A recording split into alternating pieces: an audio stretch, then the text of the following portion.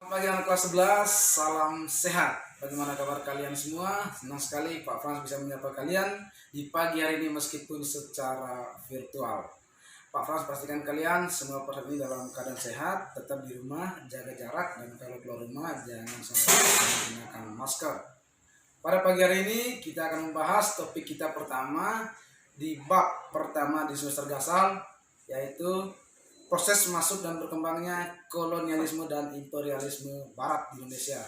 Kita langsung saja, ini ya materinya. Check it out.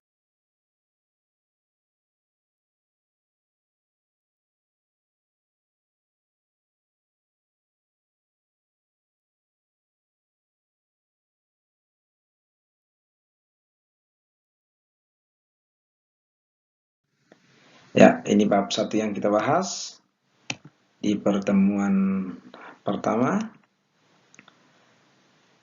Ini kompetensi dasarnya, memahami konsep kolonialisme dan imperialisme barat. Ini tujuan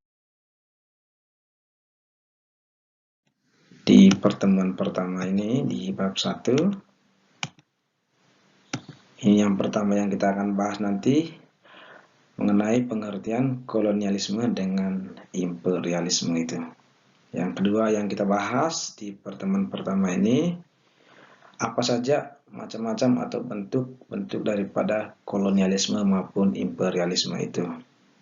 Yang ketiga yang kita akan bahas nanti adalah apa sih tujuan daripada kolonialisme dan imperialisme itu.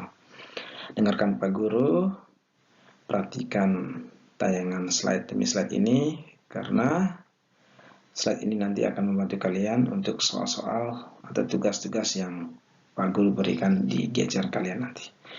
Mari kita simak, kita langsung saja ke materi yang pertama. Ini dia materi. Ini adalah kolonialisme.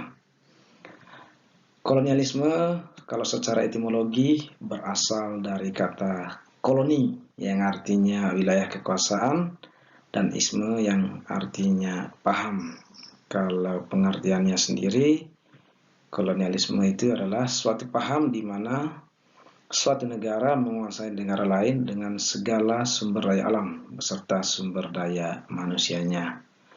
Nah, dalam artian, menurut pengertian daripada kolonialisme ini, negara penjajah biasanya menguras habis baik itu sumber daya alam maupun sumber daya manusia yang ada di negara yang ia jajah.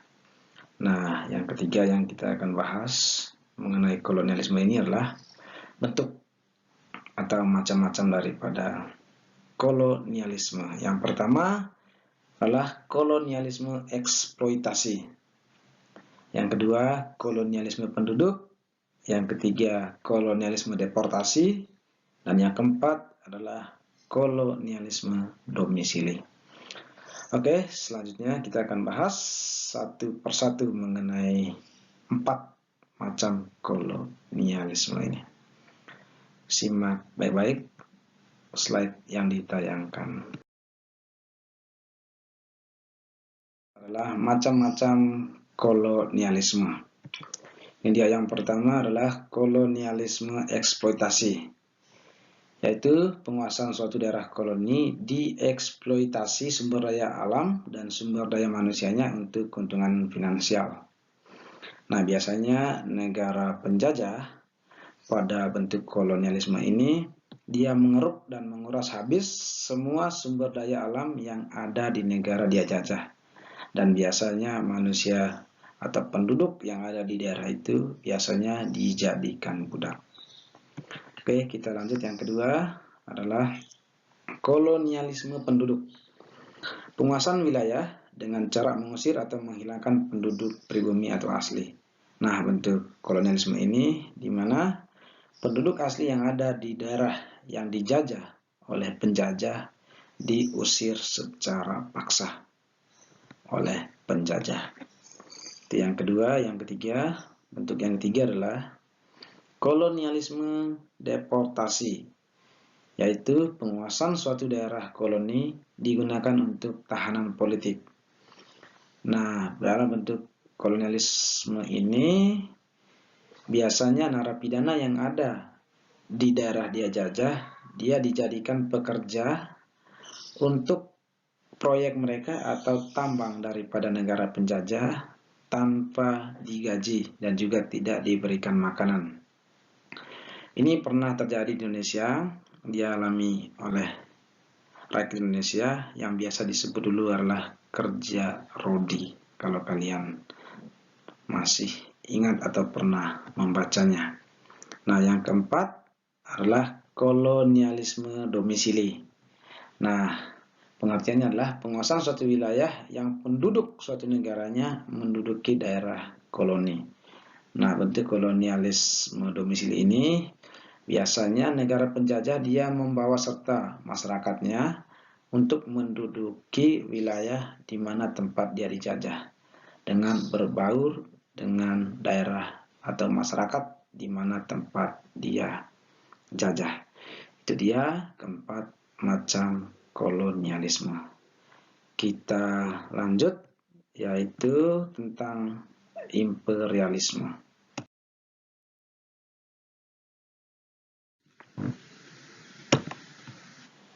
Imperialisme ya berasal dari kata atau secara etimologi berasal dari dua kata, yaitu imperium artinya memerintah dan isme itu paham. Pengertiannya adalah suatu sistem penjagaan langsung dari suatu negara terhadap negara lain dengan cara membentuk pemerintahan jajahan dan menanamkan pengaruhnya pada semua bidang di wilayah yang dijajahnya. Atau sederhananya adalah penjajahan langsung yang dilakukan suatu negara dengan menanamkan seluruh pengaruhnya di berbagai bidang. Ini dia bentuknya atau macam-macam imperialisme. Yang pertama ada imperialisme kuno, yang kedua adalah imperialisme modern. Kita akan bahas nanti satu persatu bentuk daripada imperialisme itu. Perhatikan baik-baik. Simak slide-nya.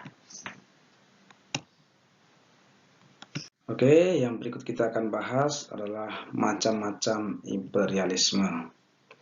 Ada dua macam. Yang pertama imperialisme kuno, yaitu suatu negara merebut negara lain untuk menyebarkan agama, mendapatkan kekayaan serta kejayaan, atau sering disingkat dengan 3G, yaitu gold, gospel, dan glory.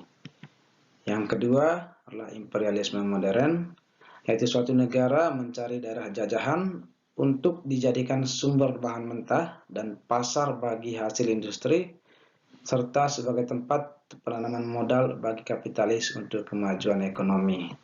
Biasanya dalam prakteknya kalau imperialisme modern adalah negara penjajah biasanya mengambil barang mentah ke negara yang dia jajah, diolah dan dijual kembalinya di negara di mana dia jajah itu.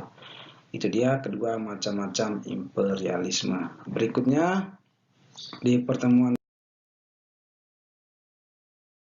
yang kita akan bahas di pertemuan pertama ini adalah tujuan kolonialisme dan imperialisme.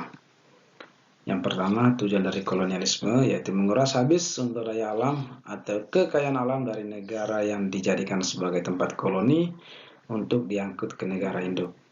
Dalam artian, negara penjajah menguras habis sumber daya alam yang ada di negara tempat dia jajah dan dibawanya ke negara induknya, tanpa peduli bagaimana kehidupan selanjutnya daripada rakyat yang ada di tempat dia jajah.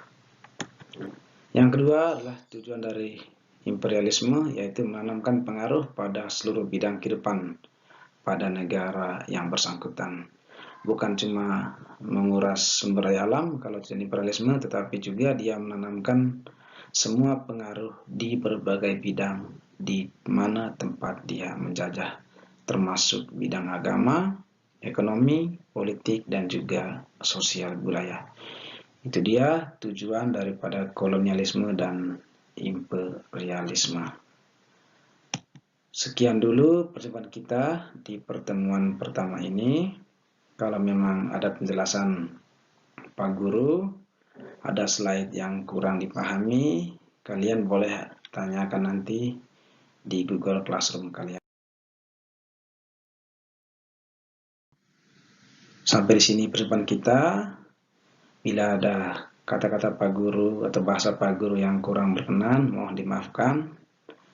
Dan Pak Guru tetap berpesan kepada kalian semua agar tetap di rumah, jaga pola makan, jaga kesehatan kalian. Dan kalau keluar rumah, kalau memang kebutuhannya sangat mendesak, jangan lupa menggunakan masker. Sampai jumpa dan salam Smarters, go for it. Dadah.